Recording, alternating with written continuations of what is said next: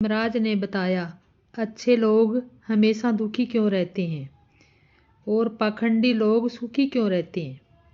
दोस्तों, मैं इन प्रश्नों का उत्तर आप लोगों को एक धार्मिक कथा के माध्यम से बताने जा रहा हूँ, जो बहुत ही ज्ञानवर्धक है। इसलिए वीडियो को अंत तक जरूर देखें। तो चलिए कथा को शुरू करते हैं। दोस्तों, एक बार की बात है, एक नगर में अपनी 3 बेटियों के साथ एक विधवा स्त्री रहती थी। जवानी में ही उसके पति गुजर गए और 3 बेटियों का पालन पोषण करने की जिम्मेदारी उस अबला नारी पर आ गई। अपनी बेटियों को लेकर वह विधवा नारी कहाँ जाती? बेटियों को अकेला छोड़कर वह कोई काम भी नहीं कर पा रही थी। ऊपर से समाज की उल्टी सीधी बातें उसे सुनने को मिलती। बेबस अलाचार उस महिला का कोई सहारा नहीं था। वह अपने पति को याद करके उन बच्चियों को जैसे तैसे पाल रही थी। फिर एक दिन एक अधिक चिंता करने के कारण मैं बीमार पड़ गई थी। उनके ऊपर बच्चियों की चिंता का इतना क्या होगा कि इनसे पालन पोषण होगा। इन्हीं बातों को सोच सोचकर एक दिन उसकी तबीयत बिगड़ गई और उसका अंत समय निकट आ गया। मृत्यु के समय यमराज का एक दूत उस विधवा स्त्री को प्राण लेने के लिए उसके पास पहुंच गए। यम का दूत इस स्त्री के प्राण लेने के लिए आया ही था, किंतु वहां का नजारा देखकर वो द्विधा में पड़ गया। उसने देखा कि वह विधवा स्त्री जमीन पर अचेत अवस्था में पड़ी है और उसकी 3 बेटियां उसके पास बैठकर रो रही हैं। यह दृश्य देखकर यम के दूत को बहुत दया आ गई। उसने उन छोटी बच्चियों की दशा देखी नहीं गई। वह सोचने लगा, यदि इस स्त्री को प्राण लेकर यमपुरी चला गया तो बच्चियों का बेसहारा हो जाएंगी। इन्हें सहारा कौन देगा? इनका पालन पोषण कौन करेगा? फिर कुछ देर तक सोचने के बाद यम का दूत उस विधवा स्त्री के प्राण लिए बगैर ही यमलोक लौट गया। यमलोक लौटने के बाद यमपुरी के राजा यमराज ने उससे पूछा कि तुम खाली हाथ क्यों आ गए और प्राण लेने के लिए गए थे? तब उस यमदूत ने कहा, स्वामी, मेरी भूल की क्षमा करो। मैं चाहकर भी उस स्त्री के प्राण न ले सका। मेरी जगह अगर आप होते तो शायद आप भी स्त्री को जीवन दान दे देते। मुझसे उस विधवा स्त्री की मासूम बच्चियों का दुख देखा नहीं गया। जब मैं प्राण लेने गया तो मैंने देखा कि वहाँ विधवा स्त्री 3 छोटी छोटी बच्चियाँ हैं और वे सभी उसकी माँ के शरीर से लिपट कर रो रही थी। यदि मैं उसी स्त्री के प्राण लेकर चला आता तो उन 3 बच्चियों की देखभाल कौन करता? उन्हें भोजन कौन कराता? मृत्यु लोक पर रहने वाले मनुष्य अत्यंत स्वार्थी और मतलबी है। कोई भी उन बच्चियों की मदद नहीं करता। यमदूत बोला, धर्मराज, मेरी आपसे विनती है कि आप उस विधवा स्त्री को कुछ समय के लिए जीवन दान प्रदान कीजिए ताकि वह अपनी बच्चियों को पालन पोषण कर सके। यमदूत की ऐसी बातें सुनकर यमराज ने कहा, हे दूत, इस संसार के सभी प्राणियों की मृत्यु निश्चित किए गए समय पर ही होती है। ना कोई किसी की आयु घटा सकता है और ना ही कोई बढ़ा सकता है। ना तुम किसी को जीवन दे सकते हो, ना समय से पहले किसी प्राणी को जीवन ले सकते हो। यह उचित ही होता है। तुम किसी के भाग्य को बदल नहीं सकते और तुमने आज सृष्टि के नियमों का उल्लंघन किया है। तुमने बहुत बड़ा अपराध किया है, इसलिए तुम्हें इसका दंड अवश्य भोगना पड़ेगा। जाओ, अब तुम पृथ्वी लोक पर मनुष्य के रूप में जन्म लो और अपने द्वारा किए गए अपराध को दंड भोगो। फिर उस यमदूत ने कहा, हे प्रभु, धरती लोक में मेरा उद्धार कब होगा और कैसे होगा? अब धर्मराज कहते हैं, दूत, धरती पर जाकर जब तुम 3 बार अपनी मूर्खता पर खिलखिलाकर हंसोगे तो तब तुम्हारा उद्धार हो जाएगा। दोस्तों, इतना कहकर यमराज ने उस धरती से धकेल दिया। वह धरती लोक के मनुष्य शरीर में आ चुका था। उसके शरीर पर वस्त्र नहीं था। मृत्यु लोक का एक नियम है कि जब कोई मनुष्य जन्म लेता है तो उस समय वह नग्न होता है, इसलिए वह निर्वस्त्र ही सड़क के किनारे ठंड में पड़ा था। फिर भी एक मोची गुजर रहा था। उसने बच्चे को कपड़े लेने जा रहा था। रास्ते में ठंड से नन्हे व्यक्ति को देखकर उसे दया आ गई। उसने अपने बच्चों को कपड़े नहीं लिए, लेकिन उस यमदूत के कपड़ों को कंबल खरीद कर दे दिए। वह यमदूत बोला, हे भाई, आपसे मुझे कपड़े और कंबल देकर बहुत बड़ा उपकार किया है।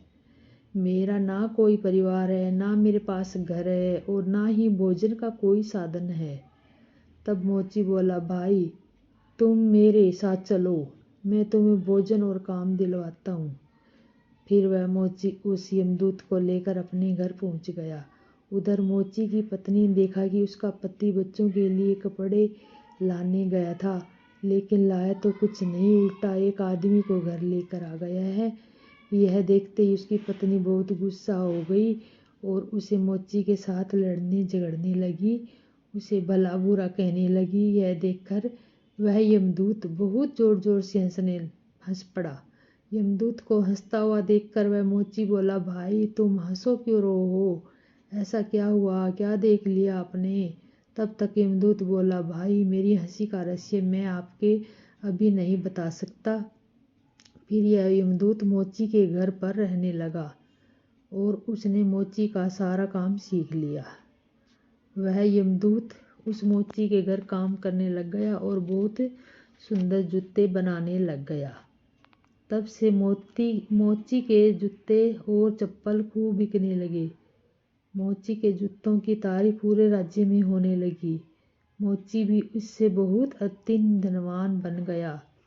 यहाँ तक कि बड़े बड़े राजा महाराजा भी मोची के पास से जूते बनवाकर लेने चले गए। जब से यह यमदूत उसके घर आया था, तब से मोची की किस्मत की चमक गई।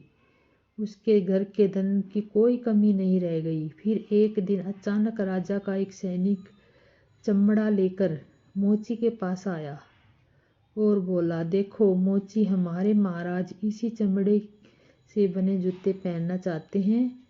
यह चमड़ा बहुत कीमती है, इससे ठीक एक जोड़ी जूते तैयार कर दो। यह चमड़ा बिल्कुल भी खराब नहीं होना चाहिए, ध्यान रहे इस चमड़े से अच्छे जूते बनाओ। राजा का सैनिक मोर्च देकर वहां से चला गया। इधर मोची ने भी यमदूत को समझा दिया कि देखो, यह यमराज, कोई गलती मत करना, चमड़ा बहुत कीमती है, इसलिए इसे खराब मत करना। राजा को जूते चाहिए, इसलिए तुम इसके जूते बनवा देना। गलती से भी यदि चप्पल बना दी तो राजा बहुत गुस्सा हो जाएंगे और हमें कठोर सजा मिलेगा। फिर मोची ने इतना समझाने के बावजूद भी उस यमदूत ने जानबूझकर उस चमड़े की चप्पल बना दी और उसकी सांसें फूलने लगी। वह उस यमदूत को डांटने लगा, यहाँ तक कि डंडा लेकर उसे मारने के लिए दौड़ाया और कहने लगा, अरे मूर्ख, ये तूने क्या कर दिया? तुझे बार बार समझाया था कि इसका जूता बनाना है, लेकिन तूने इसकी चप्पल बना दी। अब राजा हमें नहीं छोड़ेगा, तू भी मरेगा और तेरे साथ मैं भी मारा जाऊंगा। यह हमारे पूरे परिवार में वसूली से चढ़ा देगा। मोची को अत्यंत दुखी देखकर यमदूत एकदम से खिलखिलाकर हंसने लगा और हंसता देख मोची बोला, अरे मूर्ख आदमी, सारा काम बिगाड़ कर अब हंस रहा है। तब यमदूत ने बोला, वह देखो, जूते लेने के लिए राजा का सैनिक आ रहा है। सैनिक को देखकर मोची के हाथ पैर फूल गए। अब यह जूते मांगेगा तो मैं इसे क्या दूंगा? वह सैनिक के पास में आ गया और बोला, हे मोची भाई, कल मैं तुम्हें चमड़ा दे के गया था, उस जूते से चप्पल बनाना मना किया था। राजा साहिब का देहांत हो गया और यहाँ के प्रथम पता मरने वाले व्यक्ति की चमड़े की चप्पल पहनाकर अंतिम क्रिया की जाती है। दोस्तों, सैनिक की बात सुनकर मोची को ऐसा लगा कि जैसे मरे हुए शरीर से प्राण फिर से आ गए हैं और हाथ से डंडा छूटकर जमीन पर गिर गया और यमदूत पैर पकड़ लिए और उससे माफी मांगने लगा। यमदूत जोर जोर से हंस रहा था। मोची ने पूछा, भाई तुम क्यों हंस रहे हो? तब यमदूत बोला, हे भाई, समय आने पर अपने हंसने का कारण बता दूंगा। फिर एक दिन बाद मोची की दुकान पर 3 नौजवान लड़कियां आई। एक बुढ़िया के साथ आई थी। उन तीनों लड़कियों की शादी होने वाली थी। वे अपने जूते का नाप देने आई थी। उन लड़कियों को देखकर यमदूत ने पहचान लिया कि वही 3 लड़कियां हैं जिनकी माँ को ना ले जाने के कारण आज मैं अपने किए की सजा भुगत रहा हूँ। पर यह लड़कियां तो आज जवान हो चुकी हैं, काफ़ी सुंदर भी है, किसी अच्छे घर में पली बड़ी है, मालूम पड़ रही है। यह यमदूत उस बुढ़िया से पूछा, हे माता, ये तीनों लड़कियां कौन है? तब उस बुढ़िया ने कहा, इनकी माँ बचपन में ही इन्हें छोड़कर चली बसी। इनका कोई सहारा नहीं था। मैंने इन्हें पास रख लिया और मेरे पास करोड़ की दौलत है। मैं दुर्भाग्य से मेरा कोई नहीं है। मैं इन्हें अपने पास रख लिया, इन्हें पढ़ाया लिखाया, इनकी परवरिश की। आज बहुत ही ऊंचे घराने में इनका विवाह होने जा रहा है। लड़कियों का भाग्य देखकर यमदूत सोचने लगा कि हे परमात्मा, जो करता है अच्छा ही करता है। यदि उस समय इनकी माँ नहीं मरती तो ये तीनों भयानक गरीबी भूखमरी में पड़ी रहती। इनकी माँ के मरने के कारण लड़कियां बहुत बड़े घरों की बहुएं बनने जा रही हैं और इन बुढ़ियों में करोड़पति संपत्ति मालिक की बन चुकी है। यह बात सोचकर पहले से ही मूर्खता और याद करके यमदूत जोर जोर से हंसने लगा। अब वह 3 बार हंस चुका था। यमदूत को हंसता हुआ देखकर मोची ने पूछा, हे भाई, अब तुम किस लिए हंस रहे हो? कृपया अपनी हंसी का रहस्य बताओ। तब यमदूत बोला, हे भाई, मैं 3 बार हंस चुका हूँ। अब मैं तुम्हें अपनी हंसी का कारण बताता हूँ। सुनो, मैं एक यमदूत हूँ। अभी जो 3 लड़कियां जूते नाप देने आई थी वह तीनों छोटी थी। इनकी माँ मरने वाली थी और इसलिए मैं इन तीनों लड़कियों को तरस खाकर मैं इनकी माँ के प्राण नहीं ले गया। उसी कारण मैं धर्मराज ने मुझे श्राप देकर धरती पर भेज दिया। मैं निर्वंश एक सड़क किनारे पड़ा था। तब तुम्हें मुझे अपने घर बुलाया। घर आकर मुझे पत्नी तुमसे खूब लड़ी थी, वह भी इसलिए कि तुमने अपने बच्चों के कपड़ों के पैसे के लिए कंबल और कपड़े खरीदे। मैं पहली बार तुम्हारी पत्नी को देखकर बहुत हंसा था। तुम्हारी पत्नी उन पैसों को देखकर बहुत दुखी हो रही थी और तुमने ऊपर खर्च किए थे, पर तुम्हारी पत्नी उस लाभ को नहीं देख रही थी जो मेरे आने के कारण तुम्हारे घर की किस्मत बदलने वाली थी। दूसरी बार आई जब तुम राजा के लिए जूतों की जगह चप्पल बनाने के लिए डांट रहे थे।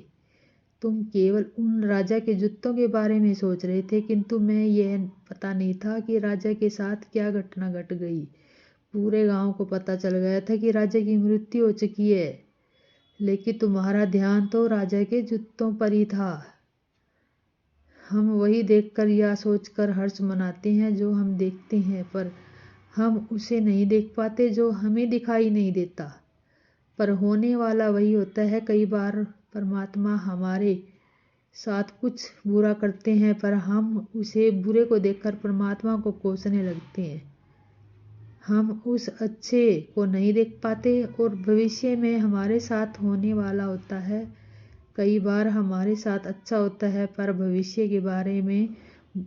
में हमारे साथ बुरा हो जाता है। उस घटना को हम नहीं देख पाते। किसी घटना के साथ अच्छा या बुरा होने से परिणाम जुड़े हो सकते हैं, पर हमें हर घटना को समय पर ही होनी समझकर चलना चाहिए। दोस्तों, अब हम आपको बताते हैं कि अच्छे लोग दुखी क्यों रहते हैं। इनके दोनों के कारण यही है कि पहले तो अच्छे लोगों के साथ बुरा इसलिए होता है कि बाद में उनके साथ कुछ भी बहुत ज़्यादा अच्छा होने वाला है। दूसरा कारण ये बुरा होता है जो ईश्वर के पास चला जाता है, ईश्वर का नाम स्मरण करता है, उसके सभी पाप दोष मिटने लगते हैं और ईश्वर की भक्ति की मुक्ति का सच्चा मार्ग, जो कि केवल अच्छे लोगों को ही ईश्वर की भक्ति करने का मौका बार बार मिलता है। तो दोस्तों, इस प्रकार से वह यमदूत उस मोची को यह सीख देकर गया कि यमलोक चला गया। मैं आशा करती हूँ कि यह कथा आपको अच्छी लगी होगी। और हाँ, मेरे चैनल पर बने रहना, लाइक करना और सब्सक्राइब करना। और आपको कैसी लगी मेरी कथा आप बताएं।